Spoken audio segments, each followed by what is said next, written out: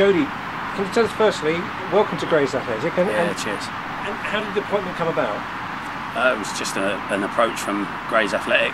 The owners and the committee contacted my club, which was Hayward Swifts at the time, to speak to me, and I was very interested in speaking, so I met with them quite quickly, and obviously they were happy with what we spoke about, and now I came across and they offered me the job the next day. So it all happened very, very quickly. A bit of a whirlwind.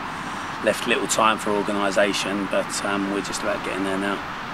Because at the end of your, even though the end of your season at Haybridge, your team, everybody was talking about your team. Yeah. Even though you got to the playoffs, you had a certain flair and a style, didn't you? Is that going to come here? It is. Anyone who's seen any of my teams will know that I do have a playing philosophy, and it's quite predictable, which can be a problem. That opponents are well aware that we're going to try and pass the ball, we're going to try and play out from the back, we're going to allow players the licence to be a bit creative and drift in and out of their positions. But at the same time, we do need to have that adaptability and versatility to be able to tough it out, you know, in the physical games. And when teams are very direct against us, you know, in our last pre-season game, Barkingside, we came up against that, a real direct onslaught, and there was a few question marks, to be honest. And this getting all these players together, it's a fascinating group of players, isn't it? You know, people like, you know, Glenn Little, for example. Yeah, obviously Glenn's going to be an eye-catching one with his name and with his history as a Premier League and Championship footballer. You know, I know Glenn very well, so it's not that exciting for me. But what he brings to the club is exciting. He's an outstanding player on the ball, on the training field, but also in the way that he talks to the other players on and off the field, in the dressing room, before the game, at half time, after the game, in the bar. He's a real good personality, a real positive personality, and I think it will only be positive having him at the football club. Is it going to be hard, because you've more or less got, apart from a few exceptions, a totally whole new team here?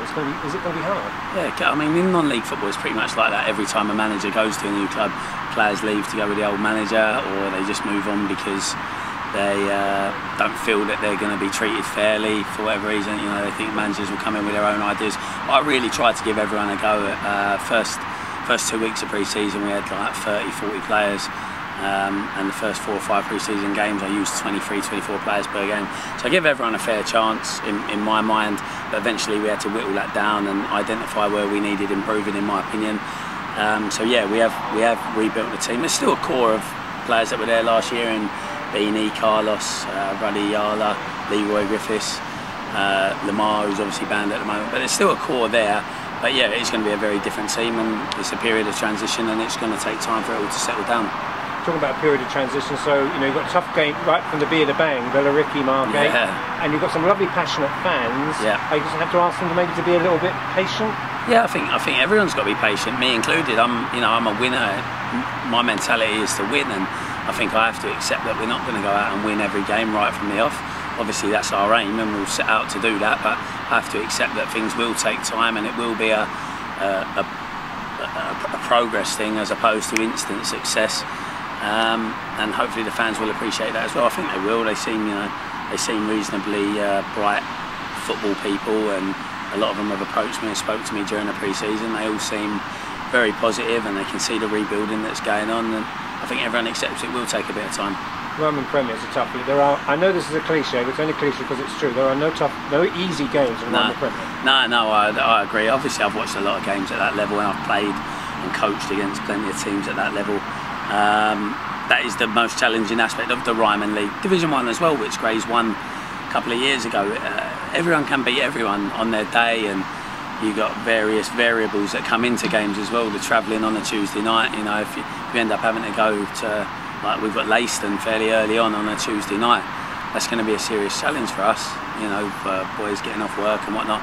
So it throws up a lot of challenges, a lot of variables, but we'll prepare the best we can for all the games.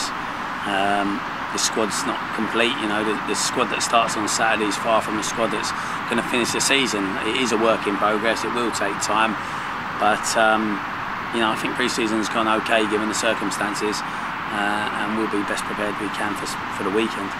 Jody, thank you very much.